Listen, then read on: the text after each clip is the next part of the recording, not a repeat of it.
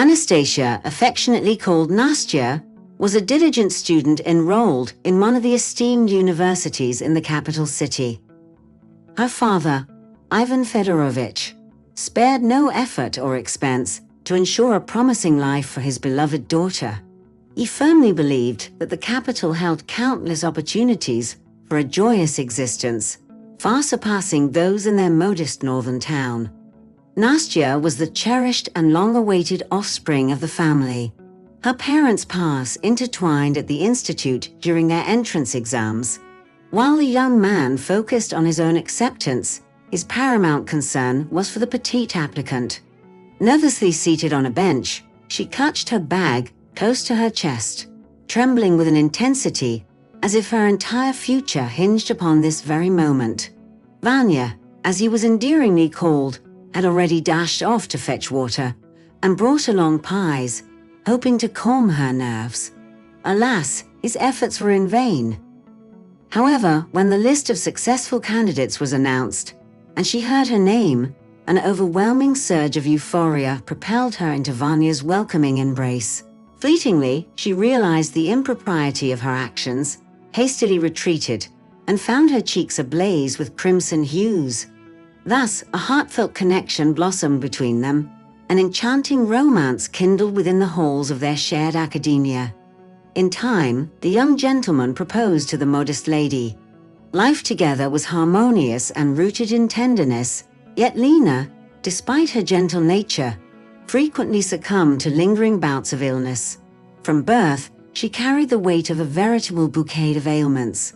Her devoted husband, having successfully forged a prosperous enterprise, spared no expense when it came to seeking medical treatment for his beloved wife. However, a significant challenge emerged that threatened to overshadow their lives. They were unable to conceive a child.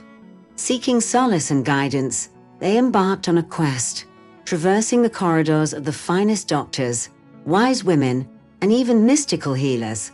Alas, none possessed the elixir that could grant their heartfelt desire. Time passed, and Lena found herself nearing the age of 40 when, miraculously, she found herself carrying a child. Doctors uniformly warned her against proceeding with the pregnancy. Undeterred, the resolute woman resolved to present her devoted husband with a treasured daughter by any means necessary. Throughout the entire pregnancy, she required constant surveillance and spent numerous hours in hospitals to ensure the baby's survival. Yet serendipity smiled upon them. Anastenka was welcomed into the family. The little girl grew up exceptionally well behaved, and by the tender age of 6, she was devouring every book she could find. During her school years, she never caused her parents any distress. Her teachers only had words of praise for her. By the time she graduated, while she didn't leave with a gold medal, she was still an exemplary student. Sadly, just 6 months before she was to finish high school, Nastya's mother passed away in the hospital, succumbing to diabetes, which had plagued her in her final year. After completing her higher education in the capital city, despite her father's persistent pleas, Nastya resolutely chose to return to her beloved northern hometown. No matter how hard Ivan Fedorovich tried to persuade his daughter to embrace the affluent and promising lifestyle of the capital, her heart and soul longed for her birthplace. In the meantime, she had found love there with someone she had met a couple of years earlier during a vacation visit to see her father. An old school friend, upon discovering Nastya was back in town, extended a warm invitation to a birthday bash. Eugene. Right from their first conversation, Nastya felt a magnetic pull towards him. They gazed into each other's eyes all evening, engrossed in dialogue. Had circumstances allowed, they might have dashed to the courthouse that very night. However, after a couple of days, they engaged their rational minds, concluding that the distance would test the strength of their bond. Accepting this and to finish their education, they vowed to marry upon her return. During one of his visits, Genya even introduced her to his family. They were invited over to his parents for dinner at their modest 5-story apartment. The place, although simple, was well maintained, with all necessary conveniences and decent furniture. But coming from her parents' spacious home, Nastya found the 2 rooms and kitchen rather cramped. The atmosphere felt somewhat cold and unwelcoming. Xenia's mother, Inga Andreevna, was an accountant at a supermarket chain. She was loud and unsophisticated, unashamedly showing her assertive nature by bossing around her husband and son. Throughout the evening, she doled out directives: how to eat, where to place things, what to do next. In contrast, Xenia's father, Igor Stepanovich, appeared utterly docile. His presence was barely perceptible.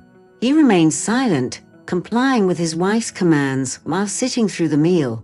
Nastya was unconcerned with her beau's financial status, and they eagerly awaited the day she'd earn her diploma and return home. By then, her father, facing deteriorating health and frequent heart troubles, was thrilled at the prospect of having her back. Upon learning of her impending marriage, he organized the city's most splendid wedding for his beloved Nastenka. The celebration, attended by numerous noteworthy figures acquainted with Ivan Fedorovich, was featured even in the local media. Despite his failing health, her father beamed with happiness on the wedding day. His dance with Nastya was so tender and emotional that it brought tears to many women's eyes. "I am overjoyed to see the fire of love in your eyes," he said during a heartfelt speech.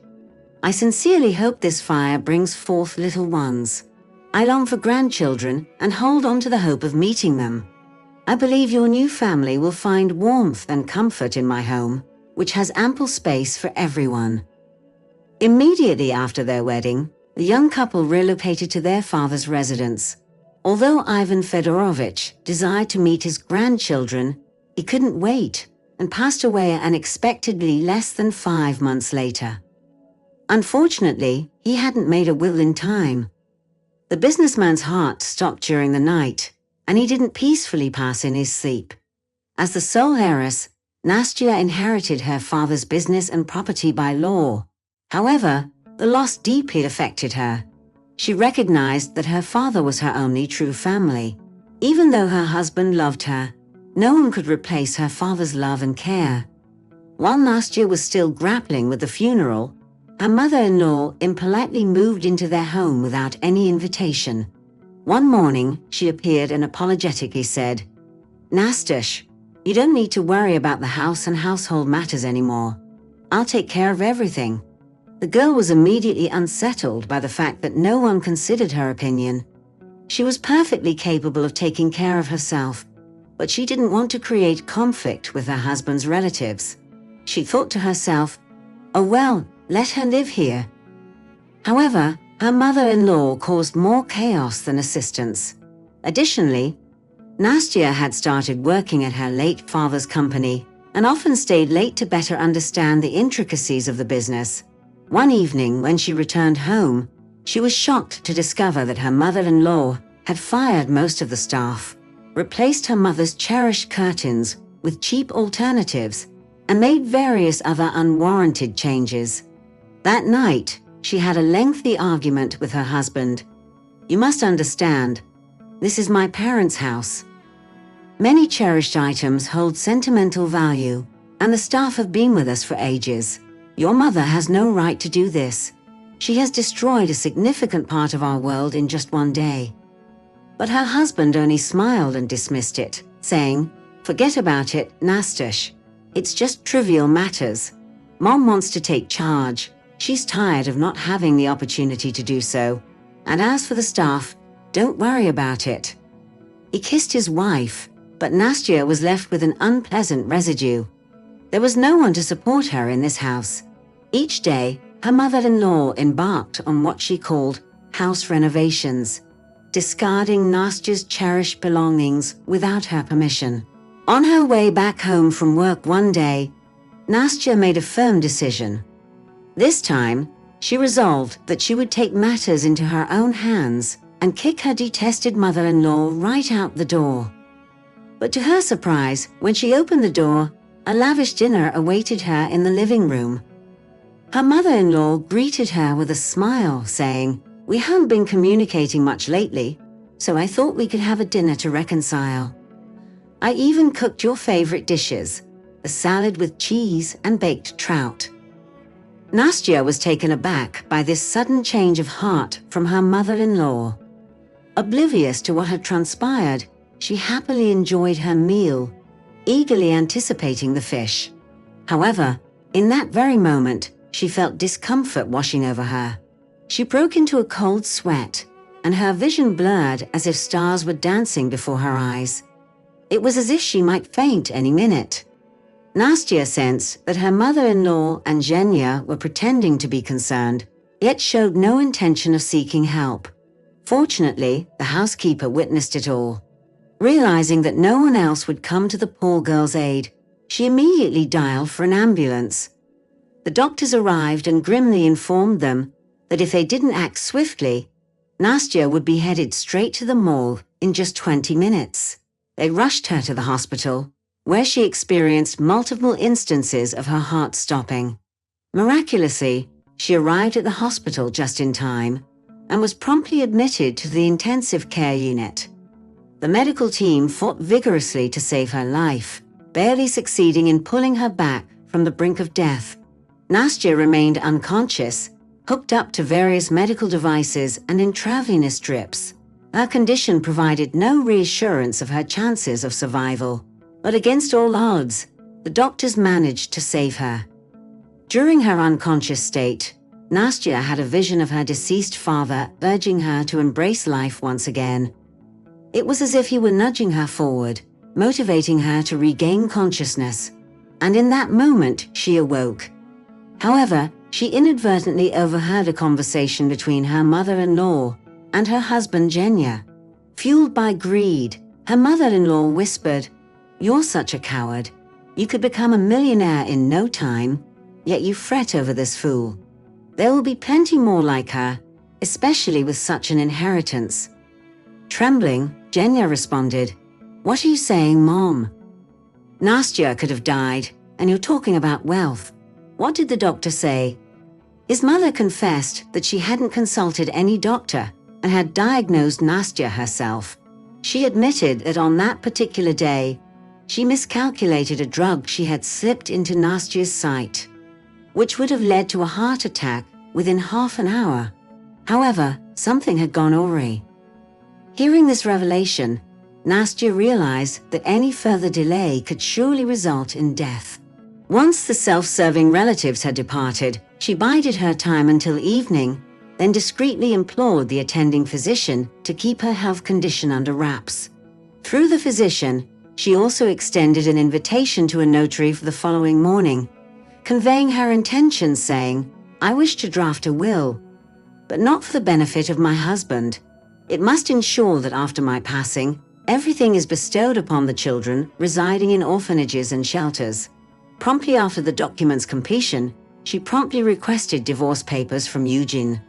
The notary, being a close friend of her father, executed all affairs with utmost propriety.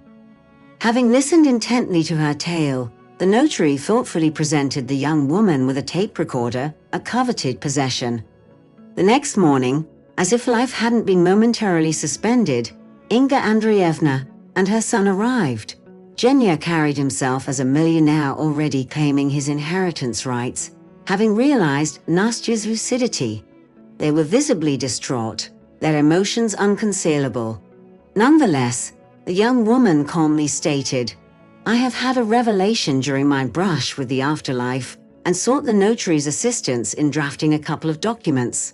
Her mother-in-law eagerly extended her hands, the notion that her daughter-in-law, at the precipice of death, relinquishing everything to her beloved husband and son, taking root in her mind. But upon perusing the documents, she erupted into uncontrollable hysteria, exclaiming, "I have been poisoning you, denying you the time to pen such papers. Milligrams separating your demise and our conquest of a normal life.